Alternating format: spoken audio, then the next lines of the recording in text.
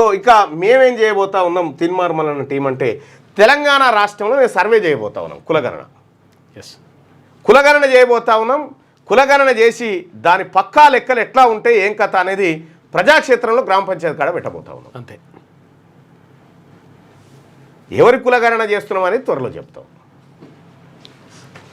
చాలా ఈజీ కులగణన, ఇది ఈజీగా అయిపోయే కులగణన మేము చేయబోతా ఉన్నాం. ఏ లొలి లేదు, అంతే, ఏ లొలి లేకుండా కులగణన చేస్తా ఉన్నాం మేము. ఎక్కువ వాళ్ళని కాకుండా తక్కువ వాళ్ళని లెక్క పెడితే అయిపోయాయి. ఇప్పుడు ఎస్సీల లెక్క ఎస్సీలకు ఉండే, మన వాళ్ళకు ఉండే ఉన్నది. ఇప్పుడు బీసీలది ఎంతో అన్నారు, ఇంకా మరి మిగిలింది కాలే కదా, కాలే చేసి అయిపోయాయి. పిడికేడు మంది చేసి ఒడిచిపోయాయి. కాగితాలు కూడా ఖర్చు లేవు.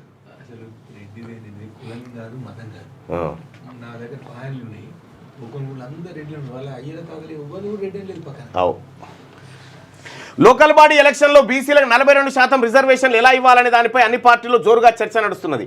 అన్ని పార్టీల్లో చర్చ నడుస్తున్నది. కానీ బీఆర్ఎస్, బీజేపీ, కాంగ్రెస్ ఇచ్చినటువంటి 42% రిజర్వేషన్ కోసం పట్టుబడతాయి.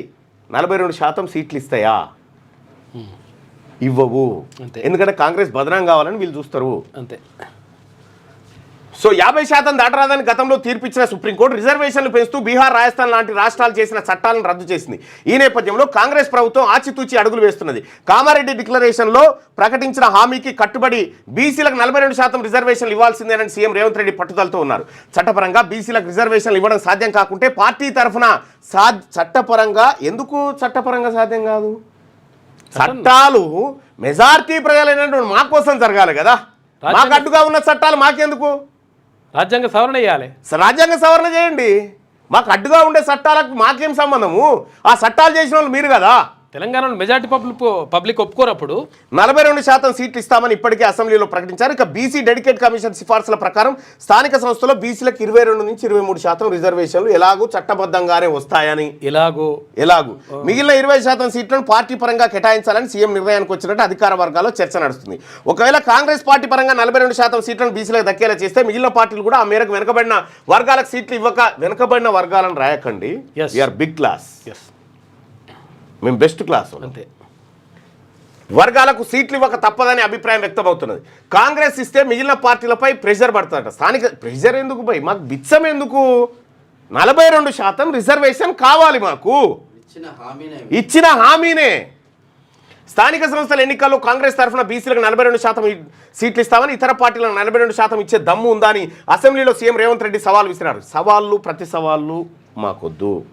మీరు సవాళ్ళు విసిరినప్పుడే మేము కుట్రను పసిగట్టినాము ఏం జరుగుతూ ఉందనేది. ఈ సవాళ్ళు, ప్రతి సవాళ్ళు బంద్ చేసి 42% రిజర్వేషన్కి 1/2% కూడా తక్కువ తీసుకోము ఈ ఎన్నికల్లో. ఇక్కడ వెనుకబడిన రాయాల్సి వస్తే ఏమని రాయంటే వెనుకకు నెట్టివేయబడిన అని రాస్తే అని అసెంబ్లీలో సీఎం రేవంత్ రెడ్డి సవాల్ విసిరారు. సుప్రీం తీర్పు, వివిధ రాష్ట్రాల అనుభవాల నేపథ్యంలో బీసీలకు చట్టబద్ధంగా 42% రిజర్వేషన్లు కష్టమనే అభిప్రాయానికి సీఎం వచ్చినందునే కష్టమని అభిప్రాయం మనం మేనిఫెస్టోలో పెట్టలే.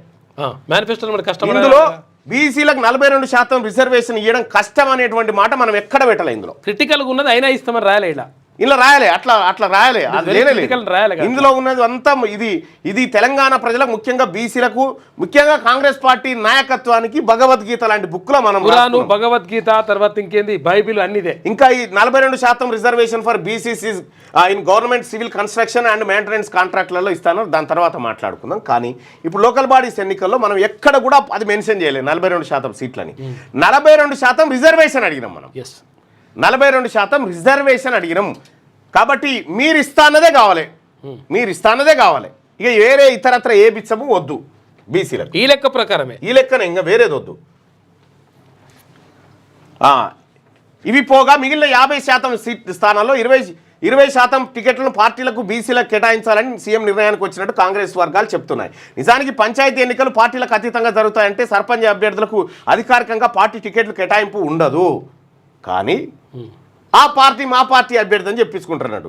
ఇప్పుడు ఈడ 22%, ఈడ 20%, 42% ఏం చేస్తాం? మేము చేయాల్సి వస్తే 60-70 చేస్తాం.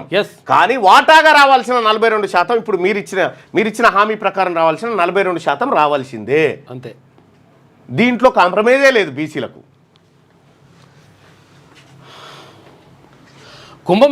కుంభమేళాకు వెళ్ళి వస్తుండగా యాక్సిడెంట్, 7 మృతి. చనిపోయిన వాళ్ళంతా హైదరాబాద్ వాసులేనంట. మధ్యప్రదేశ్లో ప్రమాదం జరిగింది. మధ్యప్రదేశ్లోని జబల్పూర్లో జరిగిన రోడ్డు ప్రమాదంలో హైదరాబాద్కు చెందిన 7 చనిపోయారు. ఉత్తరప్రదేశ్ ప్రయాగ్రాజ్లో జరుగుతున్న మహాకుంభమేళాకు వెళ్ళి తిరిగి వస్తుండగా ఈ యాక్సిడెంట్ జరిగింది.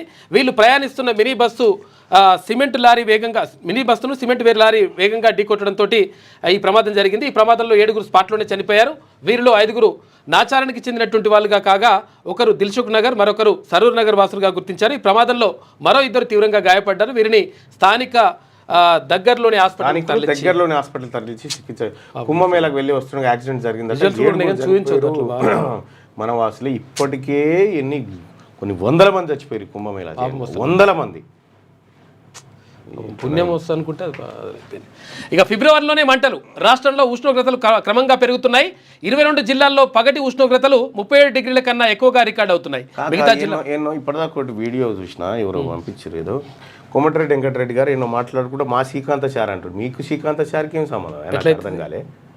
ఇప్పుడు మేము బీజీలు అనగానే శ్రీకాంతాచారిని ఇప్పుడు వస్తున్నారు.